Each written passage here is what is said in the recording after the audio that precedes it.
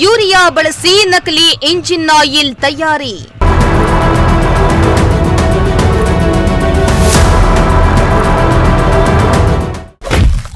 ಡಿಸಿಎಸ್ಪಿ ನೇತೃತ್ವದಲ್ಲಿ ನಕಲಿ ಕಾರ್ಖಾನೆ ಮೇಲೆ ದಾಳಿ.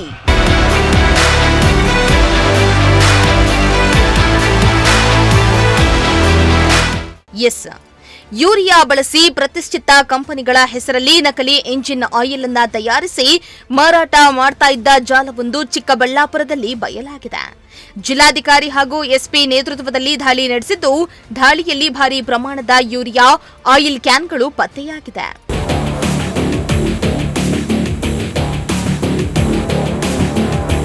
ಚಿಕ್ಕಬಳ್ಳಾಪುರ ನಗರದ ಜಾದಲಾಪುರ ಗೇಟ್ ಸಮೀಪದ ಕಟ್ಟಡವೊಂದರಲ್ಲಿ ಯೂರಿಯಾ ಬಳಸಿ ನಕಲಿ ಇಂಜಿನ್ ಆಯಿಲ್ ಅನ್ನು ತಯಾರಿಸಲಾಗ್ತಾ ಇದೆ ಎಂಬ ಖಚಿತ ಮಾಹಿತಿ ಮೇರೆಗೆ ಡಿಸಿ ಹಾಗೂ ಎಸ್ಪಿ ನೇತೃತ್ವದಲ್ಲಿ ಅಧಿಕಾರಿಗಳು ದಾಳಿಯನ್ನ ನಡೆಸಿದ್ರು.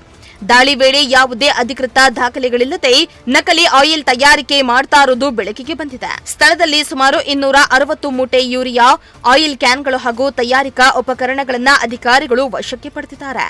ಅದೇ ಈಗ ಇಲ್ಲಿ ಇಲಿಸಿಟ್ ಆಕ್ಟಿವಿಟೀಸ್ ನಡೀತಾ ಇದೆ ಅಂತ ಮಾಹಿತಿ ಬಂತು. ಅಂದ್ರೆ ಅಗ್ರಿಕಲ್ಚರ್ ಯೂರಿಯಾ ಏನು ಡೀಸೆಲ್ ಆಯಿಲ್ ಮ್ಯಾನುಫ್ಯಾಕ್ಚರಿಂಗ್ ಬಳಸ್ತಾ ಇದ್ದಾರೆ ಅಂತ.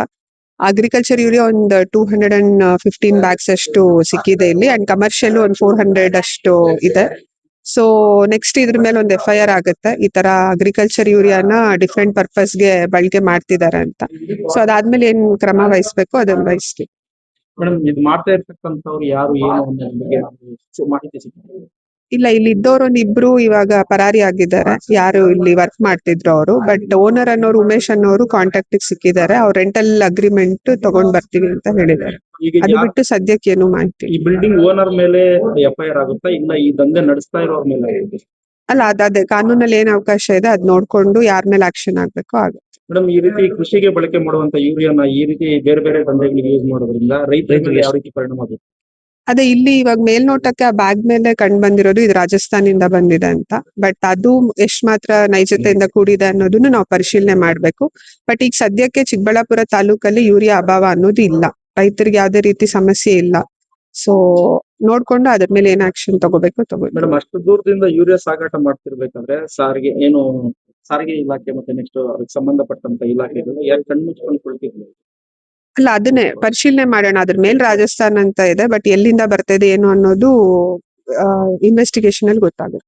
ಇನ್ನು ಭಾರತ್ ಬೆನ್ಸ್, ಟಾಟಾ ಹಾಗೂ ಗಲ್ಫ್ ಸೇರಿದಂತೆ ಪ್ರತಿಷ್ಠಿತ ಕಂಪನಿಗಳ ಹೆಸರಿನಲ್ಲಿ ನಕಲಿ ಇಂಜಿನ್ ಆಯಿಲ್ ಅನ್ನು ತಯಾರಿಸಿ ಮಾರುಕಟ್ಟೆಗೆ ಸರಬರಾಜು ಮಾಡಲಾಗ್ತಾ ಇತ್ತು ಎನ್ನಲಾಗಿದೆ.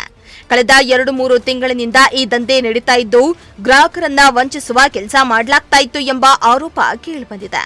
ಇನ್ನು ದಾಳಿ ವಿಚಾರ ತಿಳಿದಿದ್ದಂತೆ ಅಲ್ಲಿದ್ದ ಸಿಬ್ಬಂದಿ ಸ್ಥಳದಿಂದ ಪರಾರಿಯಾಗಿದ್ದಾರೆ. ಸುಮಾರು ಒಂದು 260 ಬ್ಯಾಗ್ಸ್ ಈ 4 company, Shriram fertilisers and chemicals limited ಅಂತೇಳಿ ಗುಜರಾತ್ ಕಂಪನಿ, ಇನ್ನೊಂದು GNFC ಅಂತೇಳಿ GNFC ಗುಜರಾತ್ ಕಂಪನಿ,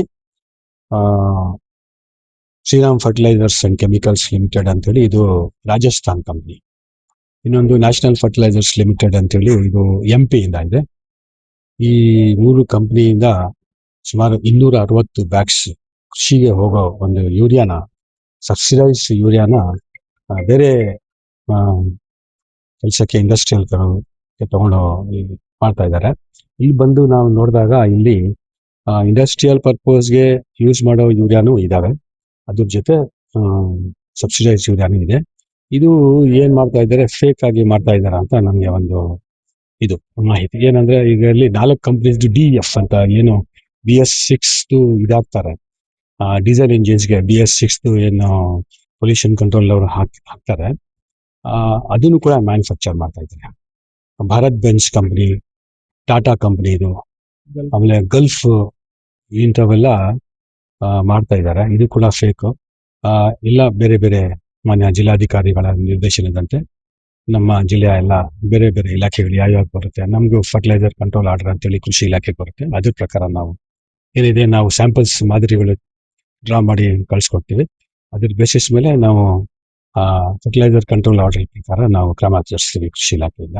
ನಮ್ಮ ಚಿಕ್ಕಬಳ್ಳಾಪುರದಲ್ಲಿ ಸದ್ಯಕ್ಕೇನು ಯೂರಿಯಾ ಅಭಾವ ಯಾವ್ದು ಇಲ್ಲ. ಬಟ್ ಏನು ಅಂದ್ರೆ ಇದು ಅಗ್ರಿಕಲ್ಚರ್ ಯೂರಿಯಾ ಅಂತ ಬರ್ದಿದೆ, ಬಟ್ ಅದು ಇಂಪೋರ್ಟೆಡ್ ಫ್ರಮ್ ರಾಜಸ್ಥಾನ್ ಅಂತ ಅದ್ರ ಮೇಲೆ ಇದೆ. ಈಗ ನಮ್ಮ ಯೂರಿಯಾನ ಅಂದ್ರೆ ಇಲ್ಲಿ ಯೂರಿಯಾನ ಅಥವಾ ಆಚೆಯಿಂದ ಬಂದಿದೆಯಾ ಅದನ್ನ ಚೆಕ್ ಮಾಡ್ಕೋಬೇಕಾಗುತ್ತೆ. ಈಗ ಅದನ್ನೇ ಸ್ಯಾಂಪಲ್ ಕಳಿಸ್ತಾ ಇದಾರೆ, ಲ್ಯಾಬಿಗೆ ಕಳಿಸಿದ್ರೆ ಗೊತ್ತಾಗ್ತದೆ. ಸರ್ ಇದು ನಕಲಿನಾ ಅಥವಾ ಮ್ಯಾನುಫ್ಯಾಕ್ಚರ್ ಮಾತ್ರ ಮಾಡ್ತಿದ್ದಾರೆ ಸರ್? ನಕಲಿನೇ. ಹ್ಮ್. ಏನ್ ಪ್ರಿಸ್ಕ್ರೈಬ್ ಪ್ರೋಟೋಕಾಲ್ ಇಲ್ಲ.